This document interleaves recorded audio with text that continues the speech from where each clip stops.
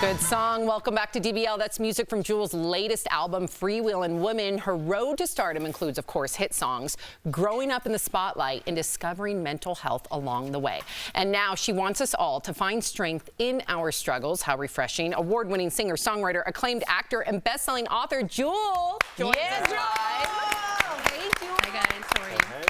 Jewel, so good to have you back on the show with us, all big fans up here. But you performed at the national anthem at the NBA All-Star Game. So I want to ask, are you a fan of basketball, and what made that moment special for you? Love basketball. Love the whole thing of just the All-Star games. Having everybody in one spot was a dream. My son got to be with me, but it got to be a fashion moment, most importantly. Yes. You did look great. I was going to say, that's a cool outfit. Let's talk about something a little bit more serious, Joel. We talked to you about the importance of mental health during the holidays, and since then, we have all experienced, I would say, trauma seeing these multiple school shootings. What do you think we can do to help support the children moving forward so these events don't continue happening in the future? I think we all have to keep fighting for what we believe and what we're passionate about, and with the idea of bringing us together and creating healing. It's a complex problem that evolved over a long period of time, Right. and so I think the solution isn't just a quick one, sadly. It's us actually having to learn how to work together toward a common goal. On my end, we actually started offering free support groups to any victims of shootings on our platform on Innerworld, just free trauma support, and that's the best thing I could think of doing. Absolutely. Wow, I know. There's so many steps, and that's definitely a step in the right direction. So for 21 years, your Inspiring Children Foundation has been providing children with access to mental health. What's the most important thing that you've learned from working with at-risk youth?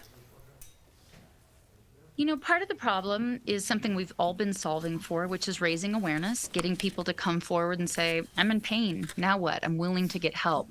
What we haven't done great as an industry is offering accessible help at scalable solutions. For the last 20 years in my youth foundation, we've been trying to figure out how do we help people without therapy. Not because I'm against therapy, I'm all for therapy. Not everybody has access to therapy. And so there have to be ways that we can still help people. That happens to be where my expertise was, because I moved out at 15 and I figured out how to create behavioral tools for myself that helped with better outcomes for myself, solving for panic attacks and social anxiety and agoraphobia, shoplifting, so many things that I had to overcome. And so in our organization, we do things in group, we do it with behavioral tools, and we've had tremendous success. We're actually one of the most successful organizations in the world at helping kids with suicidal ideation and self-harm and many other things.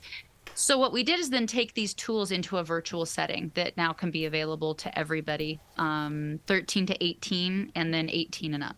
Wow. Well, before we go any further, because I think this is such a good idea, if somebody's watching right now and they're saying, what is a behavioral tool? Can you give us a quick example of what that might be? Yeah, a behavioral tool is something you can practice. So mindfulness, I will just describe as being consciously present. And then now that you're present, now what? Being present, you might just be present with your anxiety or your hurt. So now what are you going to do? I call that putting mindfulness into motion. That's where behavioral tools come into play. So if I know that I have this thought and it makes me have a panic attack, what can I do about that? Because we live in a world of action. So a good behavioral tool would be with social anxiety. You write down what's your worst fear that if you go to the grocery store, and that's your goal is going to the grocery store. What's your worst fear? And then make a plan. What would you do if your worst fear came true? What's your greatest hope? And then how can we make a plan to maybe influence it to happening in that direction?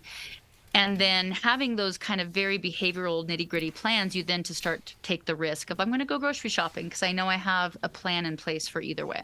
That's a great explanation. We have somebody on our panel that dealt with agoraphobia, so appreciate you bringing that up. But let's get to this app, Innerworld. It's a mental health resource. Tell us really quickly, how is it different from therapy? We don't have a ton of time. Yeah, this is not one-on-one therapy. You come into a group setting. We have guides that are peers that are trained in CBT and DBT skills. Then we have classes on anxiety, depression, living with chronic illness, and then you learn behavioral tools around those in a group setting. So it's accessible to all. Unbelievable. More of this, please. And Jewel, she can sing like that. I know. Right, exactly. She's One of the best voices I've ever heard. Jewel, we so appreciate you and everything that you're doing. DBL Nation, you too can join the Innerworld community by downloading the app. Also learn how you can help at-risk youth access mental health resources by visiting inspiringchildren.org. Thank you again, Thanks for Jewel. coming back. We'll be right back. Thank you.